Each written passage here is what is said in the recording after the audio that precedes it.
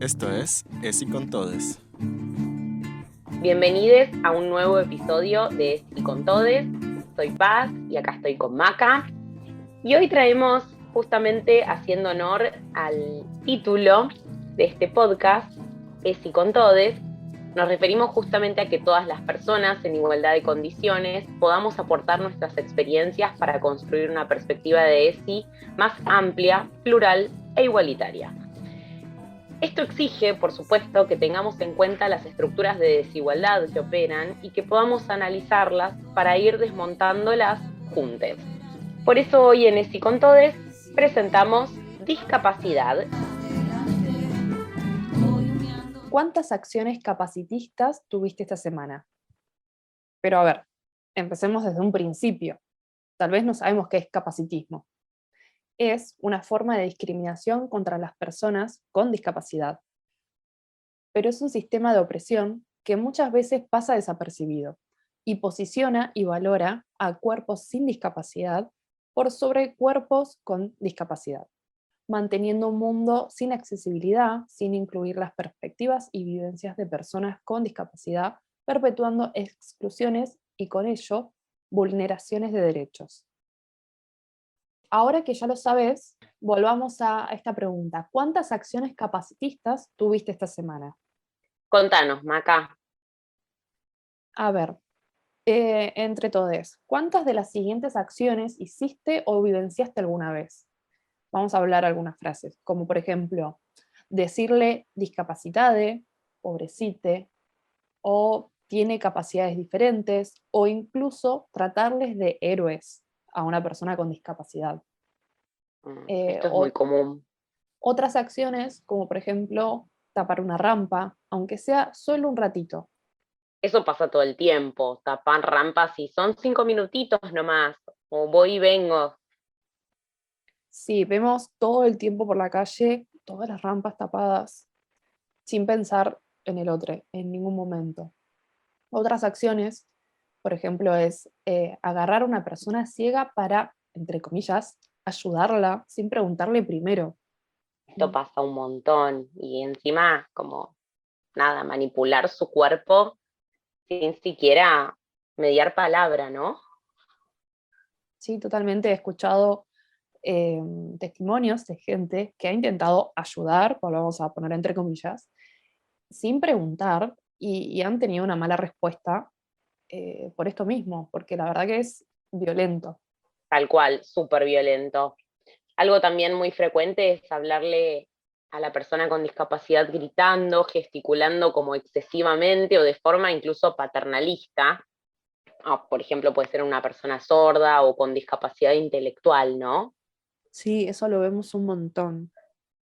Incluso con relacionado a las rampas, obstaculizar la vereda con objetos como cajones de frutas, bicicletas o basura, haciéndole difícil el paso a las personas usuarias de bastones, sillas de ruedas o con otros objetos de apoyo. Volvemos a esto de no pensar en el otro. Totalmente. Y como vimos muchas veces, son cosas que no vemos directamente, que no nos damos cuenta, que pasan desapercibidas y son acciones capacitistas, ¿no? Para todo esto, y para empezar a, como decíamos al principio, desmontar todo este sistema de opresión y de desigualdad, lo primerísimo que tenemos que saber es que la forma correcta para nombrar a una persona que tiene una discapacidad es justamente persona con discapacidad. Este término fue definido por la Convención Internacional de los Derechos de las Personas con Discapacidad y se debe a que pone como condición principal la categoría de persona. Primero es persona y por ende incluida en el marco de los derechos humanos. Y luego viene la discapacidad como una característica más que viene después. Así que ya sabemos, no vamos a decir discapacitades, ni angelites, ni pobrecites, tampoco que tienen capacidades diferentes o que son especiales, porque capacidades diferentes, en realidad, tenemos todos somos diferentes. Pero por supuesto que en realidad lo que más importa al momento de referirte en específico a alguien es que le preguntes cómo quiere ser nombrado. Así que De esta forma no solo evitamos malos tratos o palabras equivocadas, sino que también le hacemos saber a esa persona que la respetamos, que nos interesa saber quién es y que damos lugar y vamos a respetar su propia enunciación. En este tema, una definición que aporta Libertate y que nos viene bien porque creemos que da claridad a la definición de discapacidad de la Convención, es que la discapacidad se genera cuando una persona con determinada condición física, intelectual, auditiva, visual, visceral y o psicosocial, distinta a la norma funcional, se enfrenta a diversas barreras que limitan sistemáticamente su plena y efectiva participación en la sociedad, en igualdad de condiciones con las demás personas. Por ende, lo que esta definición nos trae es que son las barreras las que crean entornos discapacitantes, y entonces es tarea de todos construir entornos, lugares, espacios, políticas, programas, etcétera, anticapacitistas, y derribar todo tipo de barrera actitudinal, física, comunicacional o entre otras que puedan generar o reproducir las desigualdades que vemos y sabemos que se reproducen cotidianamente.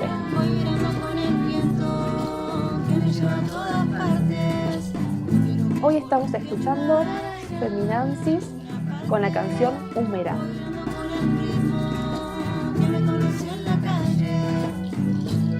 Ahora, Maca, si vos podés contar un poquito de cuál es la ley que tenemos en nuestro país.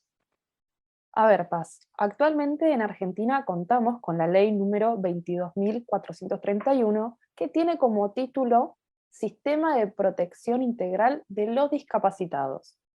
Sí, dice discapacitados, así tal cual. Y en la misma ley se encuentran también cosas como franquicias y estímulos que permitan, en lo posible, neutralizar la desventaja que la discapacidad les provoca, y otras cosas como desempeñar en la comunidad un rol equivalente al que ejercen las personas normales. Terrible el término, Claro. ¿no? Bastante Sí. polémico. Totalmente, y esto desconoce, digamos, lo que estábamos charlando, ¿no? Pone el foco en la dificultad como si fuese un atributo de la persona y no en el entorno, que es el que debe crear las condiciones para que todos participemos en igualdad de condiciones. Exactamente, la colectiva Nuestros Derechos en Foco, la cual está conformada en su mayoría por mujeres con discapacidad, hicieron un aporte a la nueva ley de discapacidad que se está creando. Hoy nos acompaña Ana Guerrero, que es parte de la colectiva Nuestros Derechos en Foco, y lo primero que queremos preguntarle, además de agradecerle su generosidad para compartirnos todas esas experiencias hermosas que están desarrollando, es ¿por qué se está cambiando la ley de discapacidad actual? Mi nombre es Ana María Guerrero, soy profesora universitaria en filosofía y especialista en filosofía política. Soy mujer con discapacidad y destaco estas dos condiciones porque considero que son mi identidad política. Además, soy militante de la colectiva Nuestros Derechos en Foco. Se está cambiando porque era necesario que el propio colectivo de personas con discapacidad participáramos en la creación de una nueva ley de discapacidad. Uno de los motivos es que la ley que está en vigencia se fundamenta en el paradigma médico-rehabilitador y necesitamos que esta ley sea resignificada acorde al modelo social de la discapacidad y con foco en los derechos humanos. Es una ley que utiliza términos obsoletos como discapacitados, afectados, minusválidos, en lugar de pensar en términos de sujetos de derecho. Es fundamental revisar el lenguaje para generar una cultura que repare en la exclusión y la opresión que se ejerce sobre las personas con discapacidad. Perfecto, clarísimo, Ana. Y en este sentido, tomando lo que comentás, ¿cuál considerás que es el aporte que ustedes hicieron como colectiva? Nosotras, desde nuestra colectiva, Nuestros Derechos en Foco, lo que propusimos fue incluir capacitaciones de formación obligatoria en perspectiva de discapacidad y accesibilidad a funcionarios y a personas que trabajan en el Estado. Tenemos la convicción que generando estos espacios de formación y reflexión, lograremos que los funcionarios revisen y corrigen sus prácticas, pudiendo así eliminar las múltiples vulneraciones, discriminaciones, imposición de barreras que permanentemente obturan el acceso a nuestros derechos. También pensamos en la importancia de erradicar la violencia institucional que se replica de manera sistemática hacia el interior de las organizaciones. Muchísimas gracias.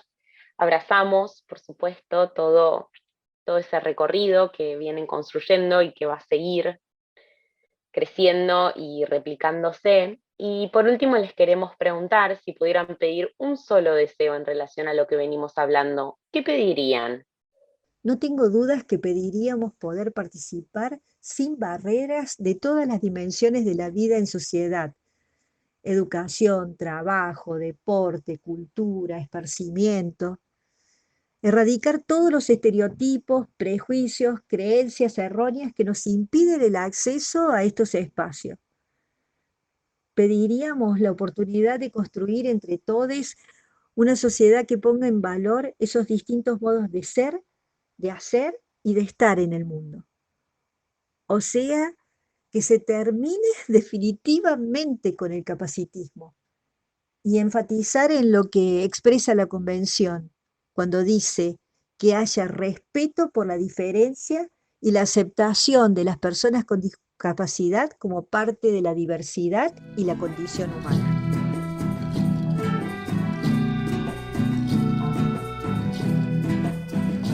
Muchísimas gracias, Ana, por tus palabras. Nos hacemos eco de ellas. Y ahora vamos a proponer que para seguir profundizando en la temática que traemos, nos demos el lujo de escuchar a una amiga y gran referente para nosotros, Laucha. Laucha, Laura Alcaide, es integrante de Periodismo Feminista y Orgullo Disca, activista por los derechos de las personas con discapacidad, y hoy nos quiere compartir algunas reflexiones. Lauchi, queremos compartir con vos y que nos cuentes de dónde surge el lema "Nada de nosotres sin nosotres". El lema Nada sobre nosotros sin nosotres surge de la Convención sobre los Derechos de las Personas con Discapacidad, que es como el primer documento que se hace teniendo en cuenta y fundando este nuevo paradigma social de discapacidad. Es un paradigma en el que se deja de fijar en la persona y se empieza a fijar en lo colectivo.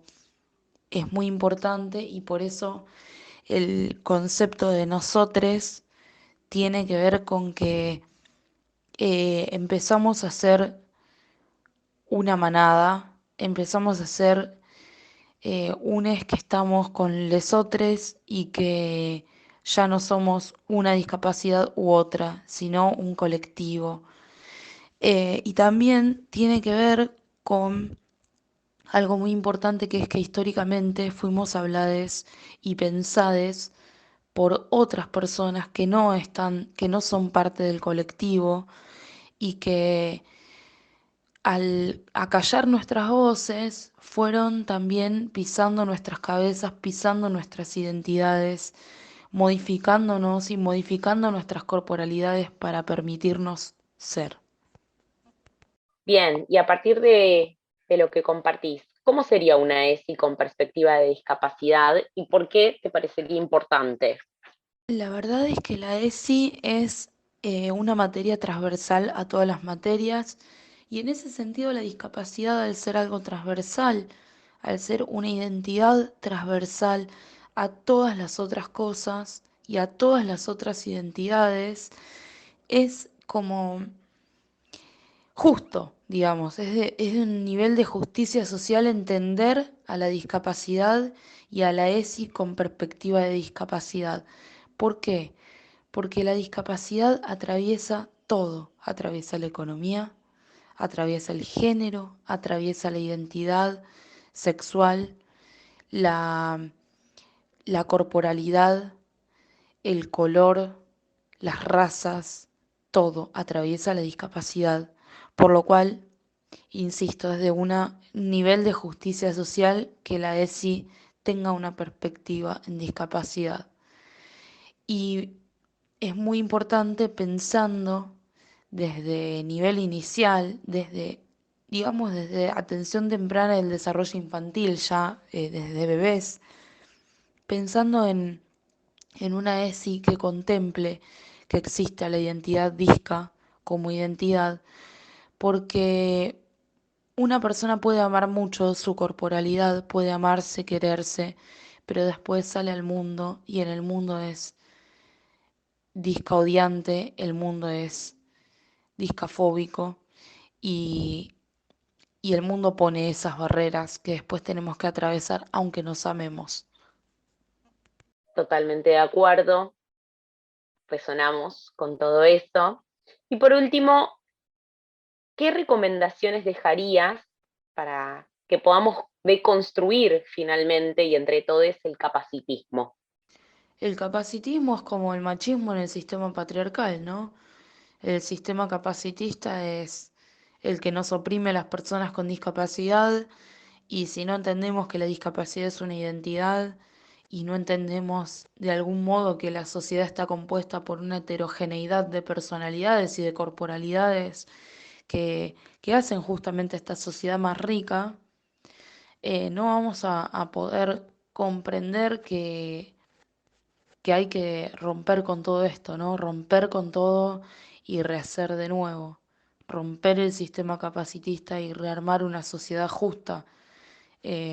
Romper con que si sos gorde, sos incogible, si sos disca, mereces que te extingan y la eugenesia o ser modificade en tu corporalidad.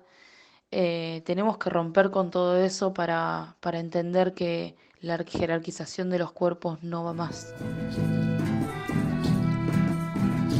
Gracias, Laucha, siempre es un placer enorme conocer y reflexionar junto a vos y tomar tus palabras para seguir pensando, preguntándonos y tomando también acción, ¿no?